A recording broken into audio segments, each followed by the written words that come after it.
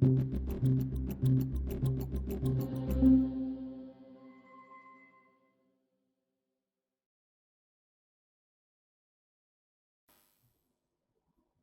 to Climate Action News, brought to you by the social network for climate solutions We Don't Have Time, in collaboration with Earth Day Network, Connect for Climate, and Our Kids Climate.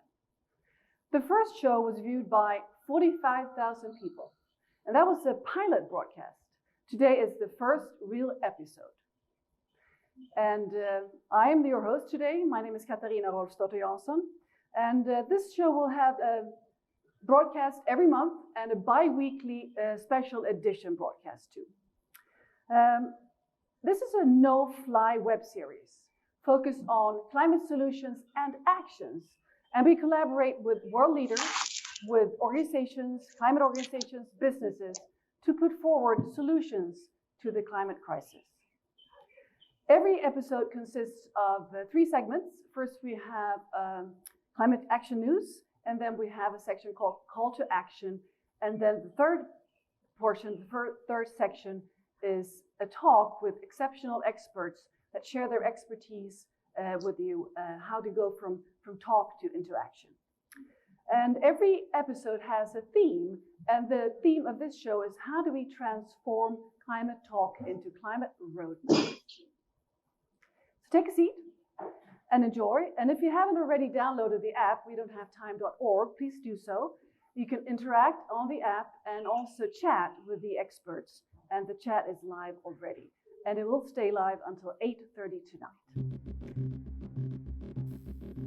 The Amazonas, Siberia, and other parts of the world are on fire. And the Climate Summit in New York is coming up. What can we expect from the Climate Summit? What output is realistic? And also we have the global climate strikes coming up from September 20th until September 27th. What are the hopes for these strikes? What can they achieve? Welcome to the show, Vanessa Natake. You are one of the global strikers, not so many already, but a few in Uganda. Please welcome to the show, Vanessa Natake. From Berlin, we have Nick Nuttall, who is Director of Strategic Communications at Earth Day Network. Welcome, Nick. And with us from New York, we have Jill Cubitt, who is co-founder of Our Kids Climate. And with me here in the studio, I have Ingmar Rentzhog, CEO and founder of We Don't Have Time. So Ingmar, please share with us the social media news. What has been around social media lately is a lot of fake news. That's the theme. It's a lot of disinformation and propaganda about the climate issue out on the internet. And this is going worse and worse. We have to figure out where all this came from. And I think it came from the interest that don't like the environment movement, what that is challenged the power of society. And one example is the Bolsonaro government.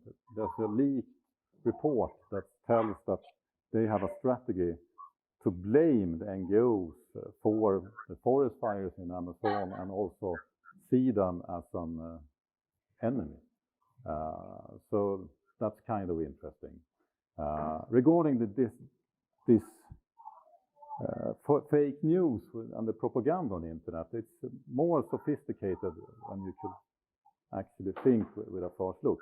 This is just an example of a helicopter that seems to starting fire, and it has had over 3.5 million viewers.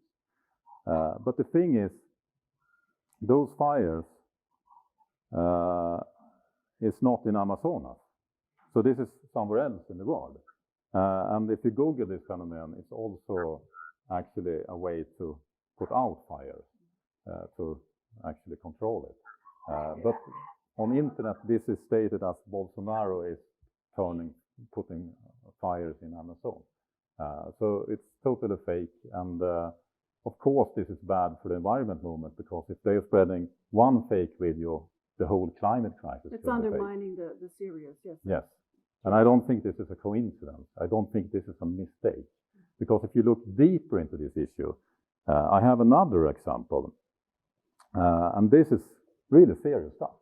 It's someone that is pretending to be the non-violence organization Extinction Rebellion official account. And they are every day putting out images of people that is using violence in their name, etc. And they're doing this on many platforms, Instagram, Twitter, etc., etc. And it's quite hard to see what is going on if you only see a share on the internet, etc. So this is someone putting a lot of time and resources to do. Actually. And why? What's your explanation? I think the fossil interest is getting desperate because the environment movement is gaining ground.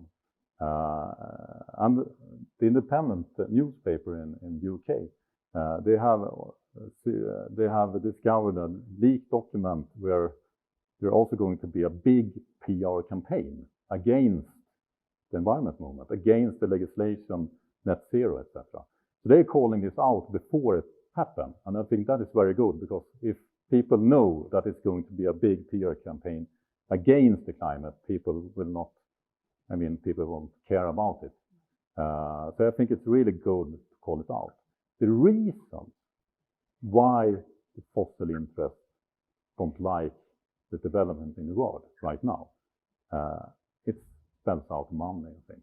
And it's not the way you think. It's not about they are scared of that no one will want to buy oil and fossil fuels, etc. That's not the thing. The thing is subsidies. According to the IMF, there's subsidies. International Monetary Fund. Yes, it's subsidies to the fossil industry of $5.2 trillion. That's 6% of the global GDP. 6% of the, wow, that's a lot of money. That goes directly into this business. And of course, they're doing everything they can to keep this money, because if they don't have the money, we will not have an oil society anymore. That's history. Don't make them succeed. Let's make this history. I will also say, incomparable, subsidies to renewable is only like 150 billion. That's a big difference. That's a big difference. So we need to keep calling it out and make sure that the fake news are revealed. Yes, we need to call this method out, and we need to know their motives, and it spells money, money, money, money. And actually, they try to frame the environment movement, but hey, everyone works with the environment movement knows that we're lack of money. The money is the problem, not the power. We don't have the money. For sure. And let's ask Nick and Jill and Vanessa. Do you have any comments on this fake news? Nick, please. Yeah, obviously fake news has been around since the dawn of time, but it's absolutely clear that the very nature of the internet as we know it conspires to help this fake news, because with the algorithms on Google and things like that, that if people see certain bits of fake news and download it, they're more likely to see the same rubbish again, and it kind of reinforces their worldview. And I think that is a very challenging part of the world in which we live, that so much of the information out there is being siphoned off in different directions to cater to what some of the big search engines think is what they're interested in. So they don't really see the alternative views. And I think this is a very worrisome development, not just for climate, but for all kinds of big social and environmental issues that we care about. Absolutely. Jill. Activism that's taking place these days is on social media. And so I would just add that, because many photos have been out there on the fires that are from other countries or other fires, is for people to really be conscious of what they're reposting and what they're choosing to share. And I think some of it is on us as environmental activists and as leaders of organizations to really make sure that we're not contributing to the problem. Thank you. Vanessa, let's hear what news you bring to us. About the fake news, there's a lot of news that keeps being shared on social media. Most of the news is altered as it travels to different kinds of people. By the time it reaches probably the 10th person, it has been completely altered. So we have to do our best to make sure that the audience and the public receive news directly that is true and that has facts, not altered news. Because that article, please can you comment a little bit more about it? What is the article about? yeah, it's about the temperatures in East Africa and how they're going to affect agriculture in the various places. It goes on to say that Uganda is expected to continue having unpredictable rain and dry seasons because scientists have concluded after projecting an increase in temperatures of about 2 degrees Celsius over the next 30 years in Kenya, Tanzania, and Uganda. And these climate changes, and these climate changes are going to have an impact on the agriculture sector because it is mainly the most important sector in all the East African countries, and they depend on rain-fed agriculture. So because of all these changes, we are expected to face a challenge when it comes to agricultural production and productivity. Thank you, Vanessa. Nick, I'd like to move directly over to you. What news are you bringing forward? Yeah, well, I mean, this is a really big month for climate change and hopefully a very big month for climate action.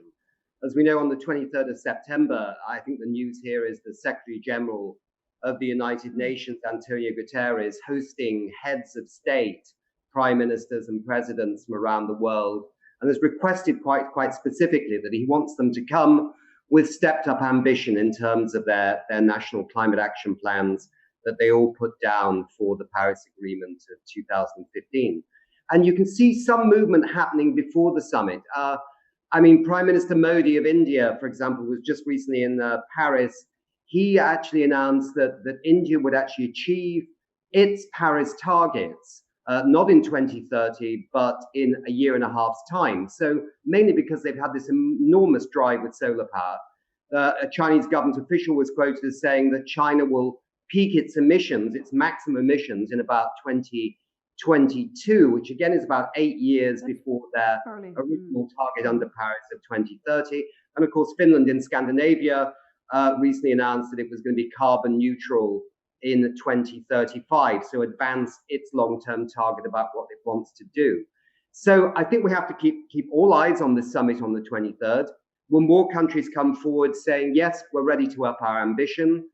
Because this is the window that was foreseen in Paris opening about this time when everyone had to ratchet up their national climate plans. So I think some will announce that on the 23rd. Some may signal they will announce it at the UN Climate Conference later in the year in Chile, and perhaps some by the UN Climate Conference next year in 2020, likely to be hosted by the government of the United Kingdom. So I think we're seeing from business, from investors at the Global Climate Action Summit last year in California, that the levers of the real economy are ready to step up with more ambition. And that was a signal to New York this year.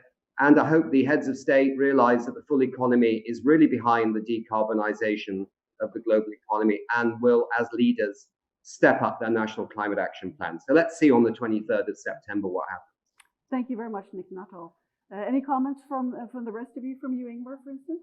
I agree. There's a lot of things happening within the business community. And what I see is that many companies are as frustrated as we private individuals. So companies are more and more getting active, and actually, I will say it's something new here. It's business activism. And it's not greenwashing. It's a great word, business activism. It's actually, I mean, real people working with high-level management in businesses, they want to do change. And I think that if we could, I mean, we need to take care of that movement to make action. And I think the climate meeting in New York and Chile could hopefully be a big player there. It's sounding very promising. Jill Cubitt from New York, our Kids Climate co-founder. What news, what would you like to highlight for us? Yeah, so today I'm sharing an article that's entitled How Greta Thunberg Captured the World's Attention on Climate. And the author really is asking this question of what specifically is it about Greta that appeals to people? Is it the timing, or is there something else about her? And I found it to be like a really interesting analysis of some of the things that are specific to Greta, but I think there's lessons that can be learned for the general public in terms of how we think about our own climate action. And so one of the ideas that the author focuses on is that one thing that Greta does is she really aligns her beliefs with her actions. And so those actions are both, not eating meat and not flying, but they're also about getting out and protesting through her strikes. And so I think for the general public and for people out there who really care about this issue, we can learn that we also need to align our beliefs and actions. And one way that we can do this in the really near future, which is starting next week, is to get out there and join the global climate strikes. And I'm hoping we can talk a bit more about the strikes and provide information for people about what they can do.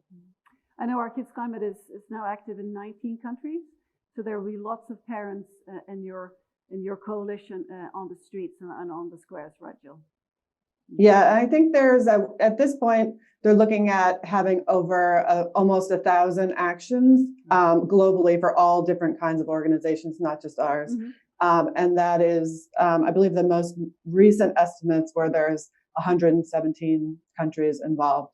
And so they're really looking for this whole week from the 20th to the 27th to be the largest collective action on climate. Nick, please, would you like to add? Yeah, I just wanted to say that I think this also dovetails a little bit with what Ingmar did at the beginning with fake news, because I think we've all watched this young 16-year-old girl, explode onto the stage with her honesty and her determination to make a difference. I mean, she came out of nowhere, but the fake news now is conspiracy theory. There are big people behind her. There's lots of money behind her. And I think that this is, again, a part of the phenomenon that in the time in which we live, we cannot imagine that an extraordinary 16-year-old girl from Sweden could, by her actions of sitting outside the Swedish parliament, create a whole new dynamism in this area of climate change. We find it hard to believe, but it is a story of this, and we really need to nip in the bud this fake, conspiracy theory around where she's come from. Thank you, Nick. What would you like to add, Ingmar? Yeah, I have my experience of that conspiracy, but we have no time to go into that. I will actually mention that our estimate is 4,000 manifestations. So it's higher than yours. So I think it's going to be big, big, big. But I also think that it's important to know that this is not just 1 week. We need to keep the pressure up. And it's a little dangerous to make it huge because it could be a vacuum afterwards. So we need really to do that Greta does. Don't forget it the next week. We need to keep on. Staying for the long run. Vanessa, what's happening in Uganda from the climate perspective strikes? In Uganda, we have more strikers now, like Hilda and Leah, that are taking on the climate strikes, and we are planning for the 20th September strike. Personally, I'm working with some other youth that are willing to strike, though they will have most of their first strikes this Friday. They've been inspired by what the other youth are doing, so they're joining in on the strikes. So we will have most of them strike this Friday. And also Fridays for Future Uganda, we have other strikers there that are doing amazing work, and all is in plan for 20th September for the global strike. Actually, one of them will be in New York, so she'll be striking with the rest of the teenagers, the rest of the youth out there. Yes, the global strike is really growing in Uganda. Wonderful. Anybody would like to add, to comment? Could you show us a little bit about the news on the screen here? We have the article that was Slate magazine from Greta, yes. And it's fascinating how the analysis, Jill, really sort of cuts to the core of this argument. Nick, would you like to add? Well, I just want to agree with what you were saying earlier. I mean, it can't just begin and end with what's happening in this September. I mean, we need to look forward. We need to look forward to the crucial year of 2020. And I just want to make a little plug that the Earth Day event next year in April in 2020 will be very, very focused on youth. So watch this space. Well, all hands on deck, right? Exactly. Keep at it. Well, thank you very much, Nick Nuttall from Berlin, and Jill Cubitt from New York, and Vanessa with us from Uganda, Vanessa Nakate. Thank you for joining us, and thank you for sharing. And good luck with the strike, Vanessa, in Uganda. Thank you.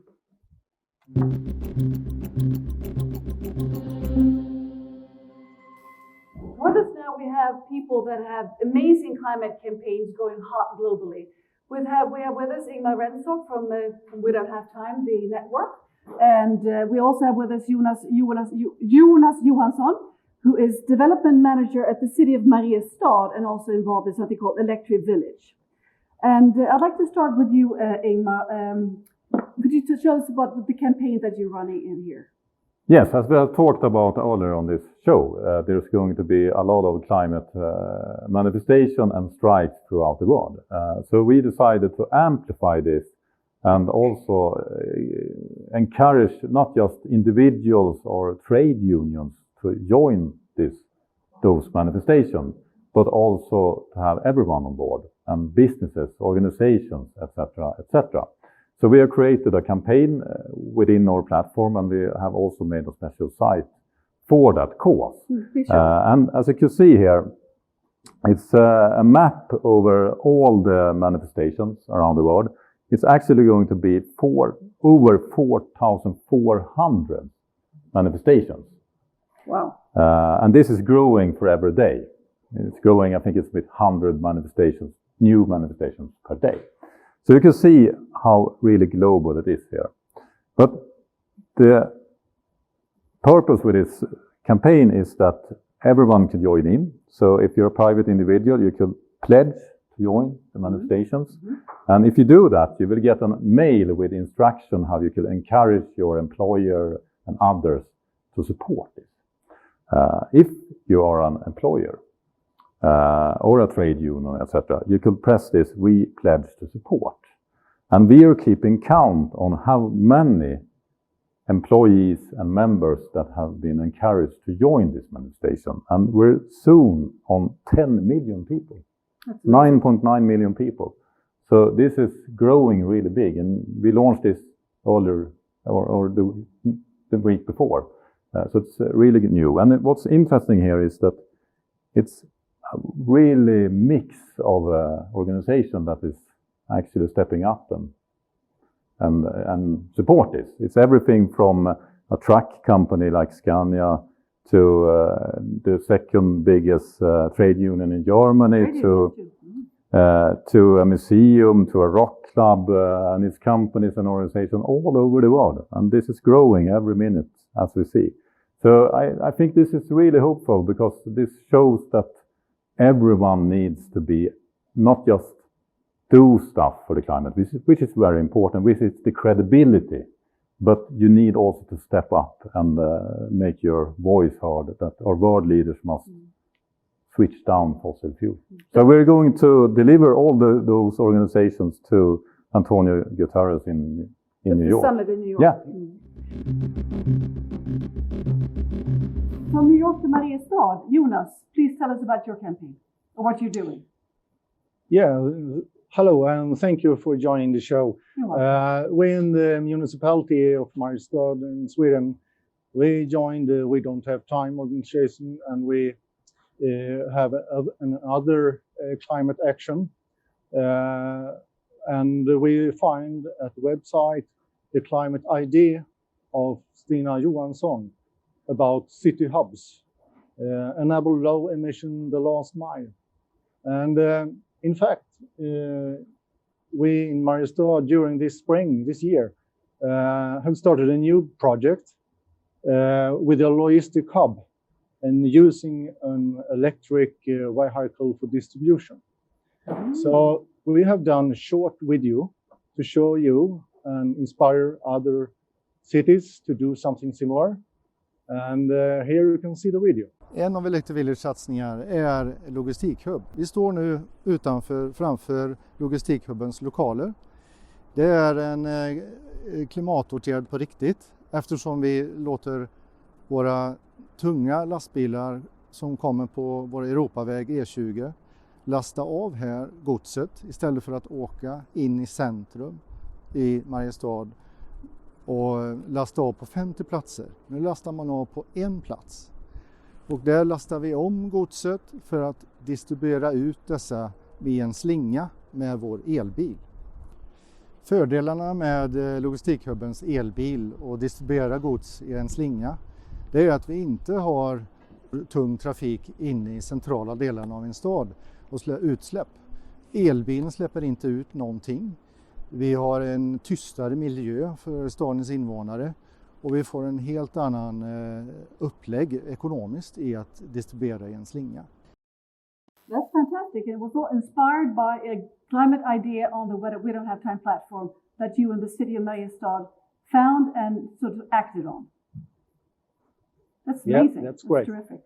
Yeah, that's actually the point with our platform is not just spread good initiative and make bad initiatives stop, but to actually inspire new ideas. Because we need a lot of new ideas to be executed if we want to solve the climate crisis. For sure. So Jonas, what is your next step in Mariestad? We of course continue working with the logistic hub to optimize the process, but we have also many different kinds of ideas to make some actions for the climate. And we have ambitions to look into to producing food with the sun, water and hydrogen to get the sustainable circle production of food. So that's just a start in the project. That's an important start, and then you can now share it with the world, and you are sharing it with the world right now.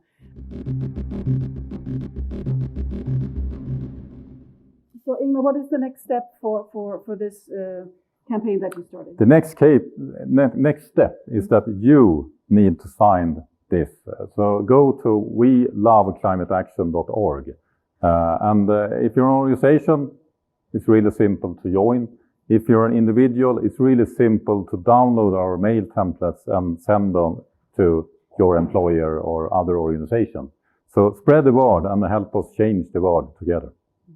Thank you very much, Ingmar Rentzhog, and thank you very much, Jonas Johansson from Mariestad. And for all of you watching this, it's easy to take action, and there is a lot of power in the many.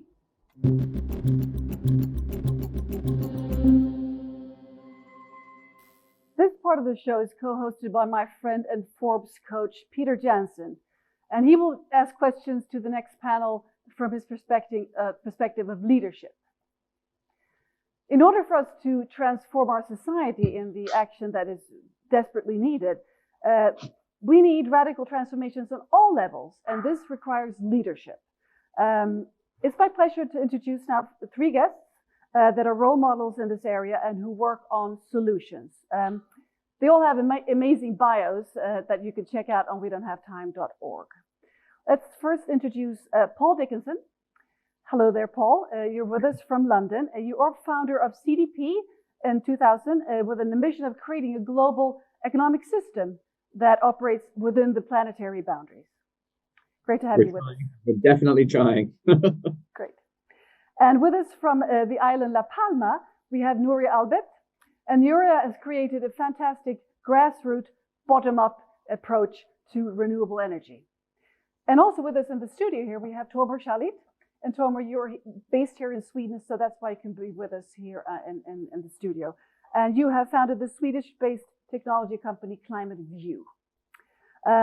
Let's start with you, Paul. I'd like to ask you the question: what is CDP, and how did you come up with the idea? Well, I got a chance to say this very briefly a little while ago. The essential idea behind CDP is one big idea, which is that I'm 55. I grew up expecting governments to be able to solve problems. That was really my upbringing. You know, we had the Cold War and we had, all kinds of big stuff, and big problems were solved by big governments. But as I got older, I began to realize that national governments were diminishing in a certain sense in their importance. And so-called non-state actors, which is a term the United Nations uses, non-state actors were becoming more and more important. And so in 2001, actually, with a whole bunch of other people, we started a project to say, well, what would happen if the world's largest corporations reported annually, publicly, on their actions on climate change, their greenhouse gas emissions and their activities on climate change. So we got together with a whole bunch of big shareholders. Actually, now we represent more than 600 shareholders with about $80 trillion, which is equivalent to the GDP of the whole world. Amazing. And on behalf of those shareholders, we write to companies and we say, please provide us with a lot of information on your greenhouse gas emissions and your strategy on climate change. We're a charity operating globally. And this year, 8,000 of the world's largest companies provided that data into CDP. And it's made available to everybody. It's used by investors. But I would encourage anyone listening to the show, go to cdp.net and you can put in any company name and download. I looked at McDonald's, the food company McDonald's. I looked at their response the other day. There's 20,000 words, masses of incredibly detailed information. And we're here to serve at helping corporations evolve to understand their role in the world. Amazing. Thank you very much. So, Tomer, please explain your method, ClimateView. Well, if you imagine a movie, any movie where there's some kind of big crisis, there's often a situation room where people gather. Mm-hmm. We are building the situation room for the climate, but it's a very open room. It's open for politicians, for public servants, for the NGOs, for experts, for the public, for everyone. And Sweden was the first country to go live in the Situation Room already in June, and it's completely public.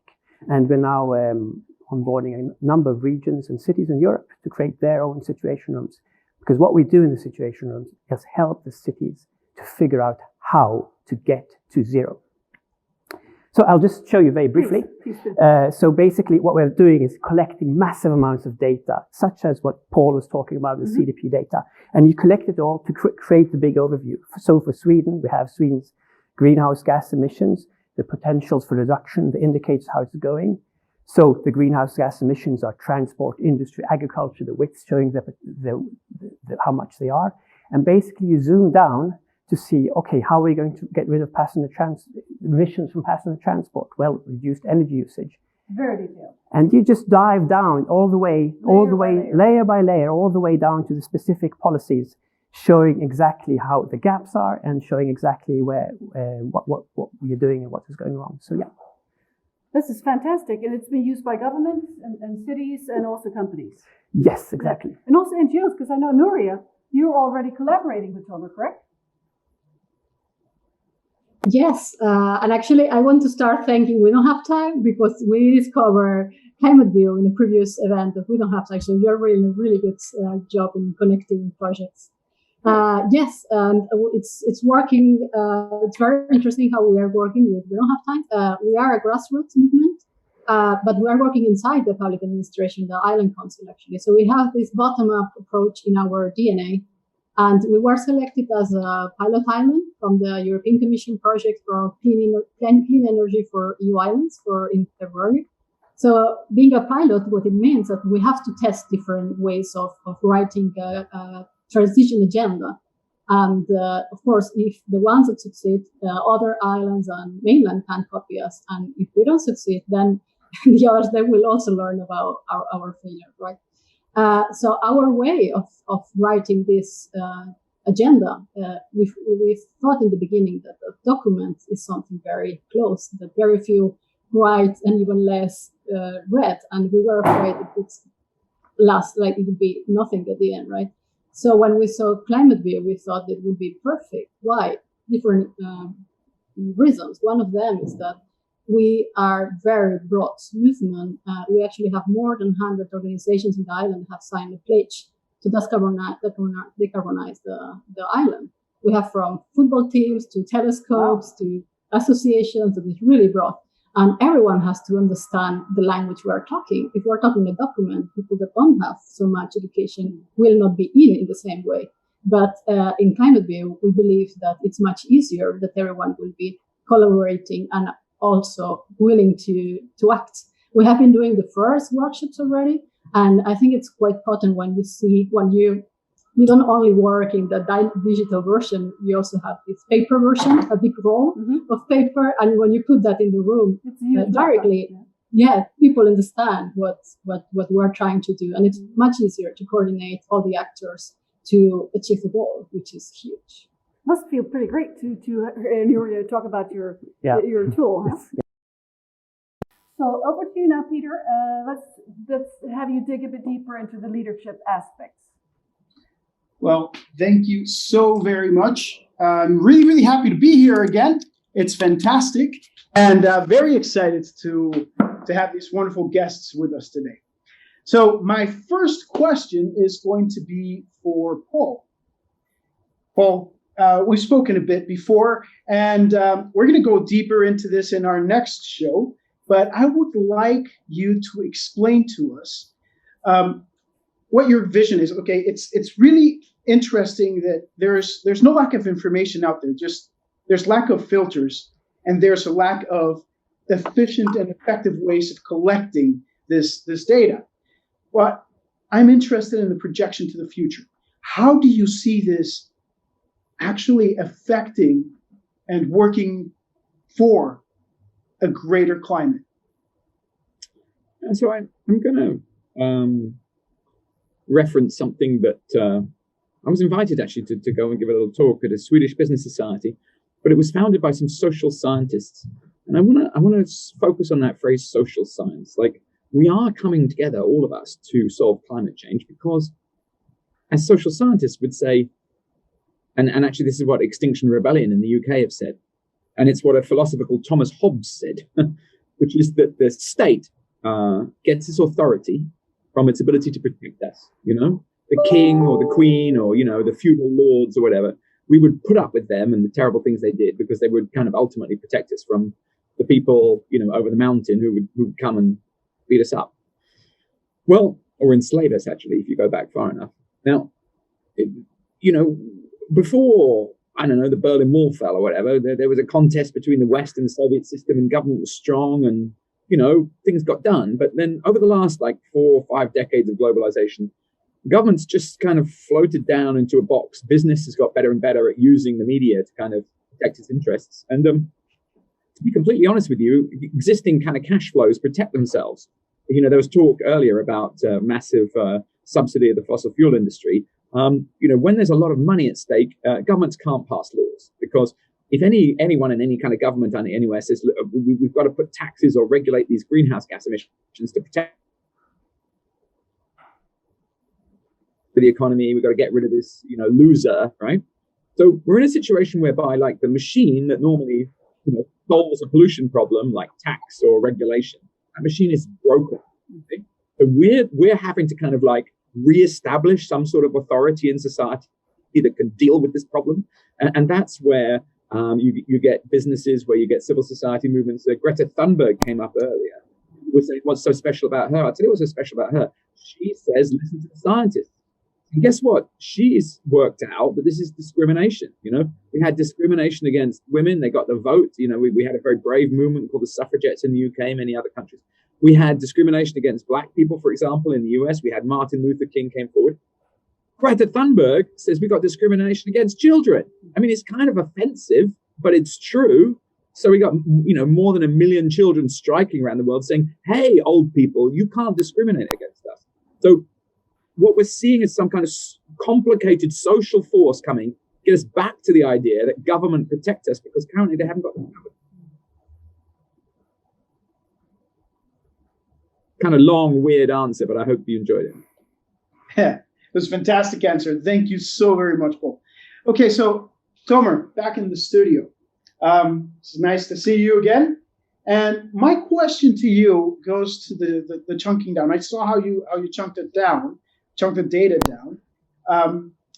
I'd like to understand long-term the vision that you have on how this is going to go from conversation to roadmap to action. The underlying theory here of a couple of underlying theories of change, so to speak, is first of all, take something that's far away and very abstract and bring it closer. So we're talking about emissions go down 0, 2030, but that's all pretty abstract. And even what's going to happen if we don't do it is even more abstract and far away. But by bringing it down to something that's measurable on a monthly or quarterly level, we are forced to act. And also, instead of making something abstract and dangerous, with putting something close and actually often very positive. More electric vehicles is offering better air quality straight away. So really, it's what this is all about is taking data and visualizing it to nudge decision making by making decisions much closer and much more evident. So we can't hide behind numbers, we can't hide behind things far away, but we bring things close and we bring things evident so that we're forced to make decisions now. Well, that's fantastic. It is very true. When you focus on the now, it's easy to get rid of the obstacles. But we also need to keep an eye in the future. We really need to look at, is that vision, long-term vision, and you need to break it down, chunkable sizes, and that's exactly what you're doing, and it's fantastic. And I congratulate you. It's great. And you and I need to have a lot of other conversations. And now to you, Nuria. Back in La Palma, of course, you've got an amazing project, and you started off, it's a grassroots project, but it's also policy-driven, right? And it's really interesting to have spoken to you before about this, but one thing I haven't asked you yet, and of course, we'll go more into this in our other show.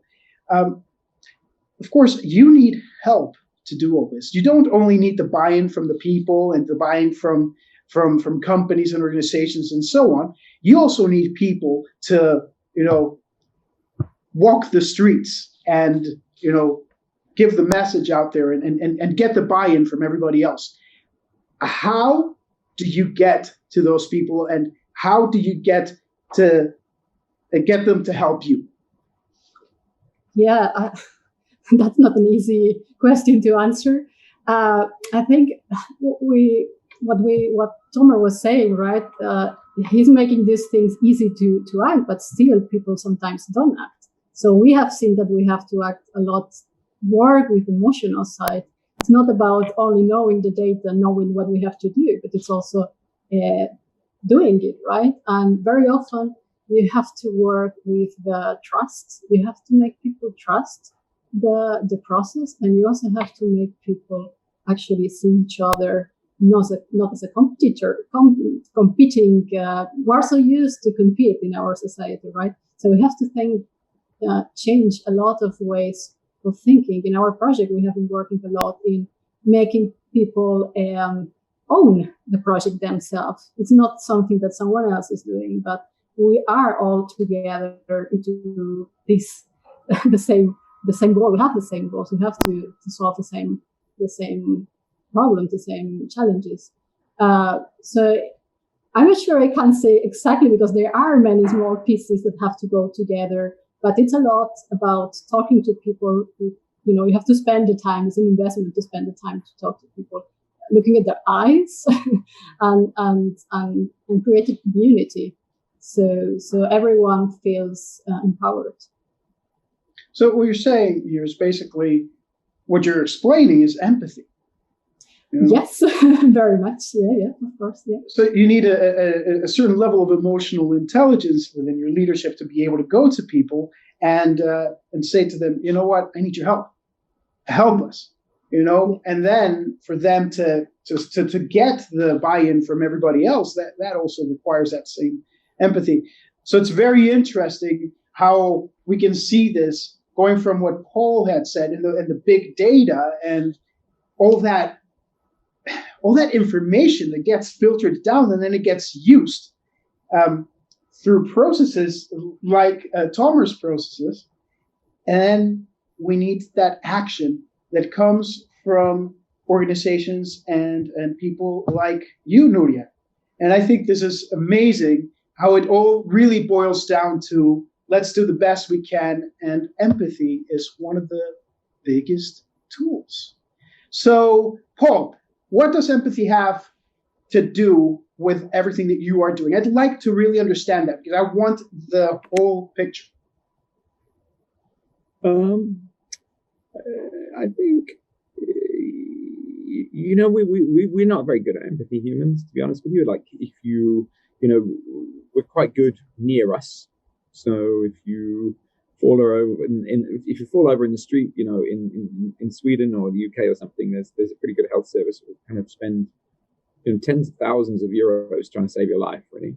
If you get on an airplane, travel about 5 hours, then there are people just dying, and for €10 or €100 could save their lives, and nothing's happening. They're dying. So, we've got some lessons to learn on empathy. But one of the things is that about climate change is you have to get kind of selfishly empathetic. The last time the scientists reported to us the so-called fifth assessment, one of them told me, one of the people who was involved in writing it, they said, we scientists believe that between 2080 and 2140, there's a 50-50 chance of a 4 to 6 degree temperature change, which is bigger than between now and the last ice age. And I said, how many people are going to die if that happens? And he just rolled his eyes, So the thing about this empathy thing is it's like, we're not very good at empathy for them, but actually it turns out it's empathy for us now, our grandchildren, or maybe our children, or maybe just like us. We're at a point where empathy sort of morphs or mutates into self-interest. That's the thing. No, actually, you cannot have that which you do not possess. And empathy is one of those things. You cannot have empathy for anybody else if you don't have it for yourself.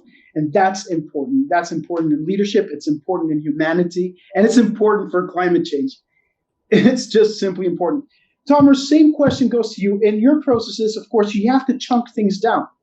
And in chunking down, you need to have that empathy. You're actually driving emotion in the smaller chunks. You're touching people. You're making these chunks so tiny that it's like, look, this is happening now.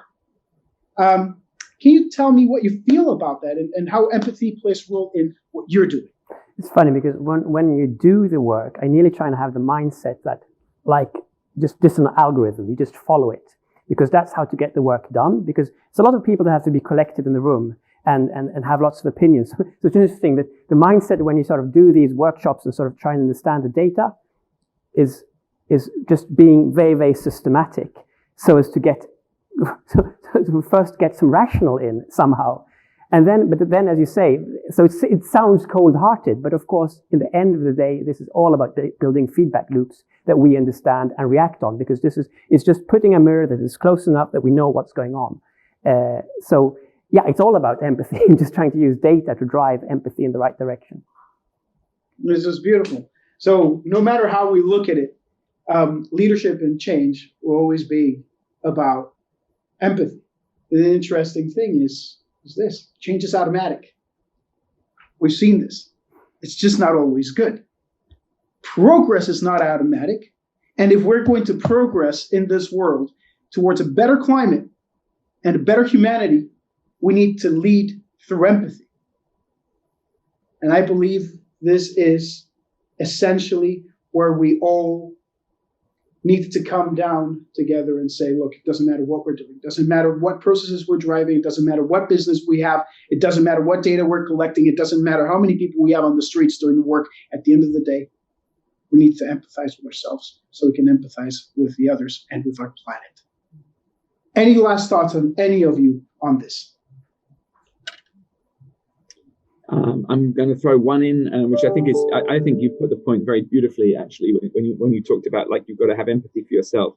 I'm certainly not religious, not from any kind of religious background, but someone told me that one of the problems of the religion in a certain way of thinking is if you put kind of God outside of yourself, you're going to trash everything because, you haven't kind of made the connection. I read a little poem on the London Underground that sort of said, we are actually all existence, and it's only the sort of chatter in our head that separates us from that truth. Brilliant. Well, Brilliant. Peter, I think we need to sum this up or round this up, and luckily we will have a more in-depth show in 2 weeks with Nuria and also with Paul and Tomer, and also Kate Garvey, who will be joining in the longer show that's called From Visions to Action.